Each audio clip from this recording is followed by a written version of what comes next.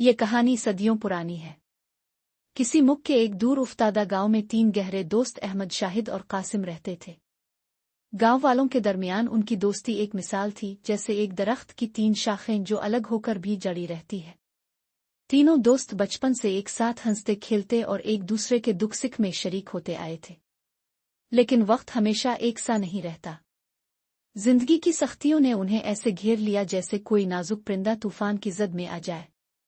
रोजगार के दरवाजे बंद होने लगे, गुर्बत का साया गहरा होता गया और नौबत फाकों तक जा पहुंची। दिन ब दिन बढ़ती हुई मुश्किलात ने उनके हौसले को आजमाना शुरू कर दिया था। जहां पहले कह कहे गूंजते थे, अब वहां फिक्र की चादर तनी थी।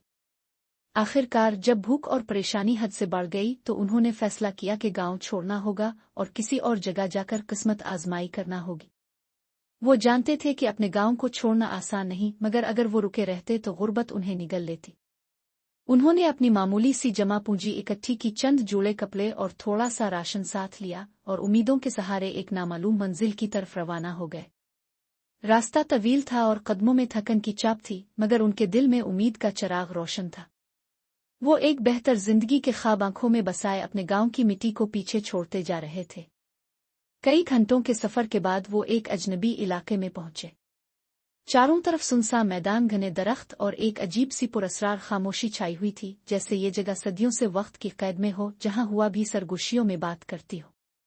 सूरज आहिस्ता आहिस्ता मगरिब की गोद में उतरने लगा, आसमान के दामन ने अंधेरे भरने लगे और शाम की ठंडी हुआ ने उनकी थकन को और नुमायां कर दिया।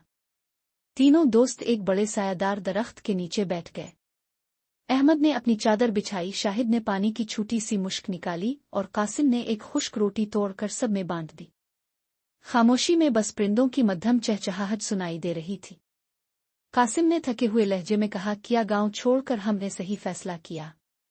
अहमद ने आसमान की तरफ देखा जहां चमकते सितारे उभरने लगे थे और मुस्करा कर बोला, जब कुश्ती हुआ कि जद में आ जाए तो इसे बचाने के लिए किनारा चाहिए, चाहे वो दूर ही क्यों ना हो।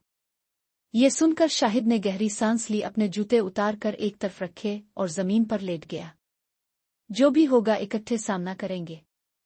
ये कहते ही तीनों दोस्त थकन से निढाल उन्हीं ख्यालात में डूबे आसमान के नीचे लेट गए।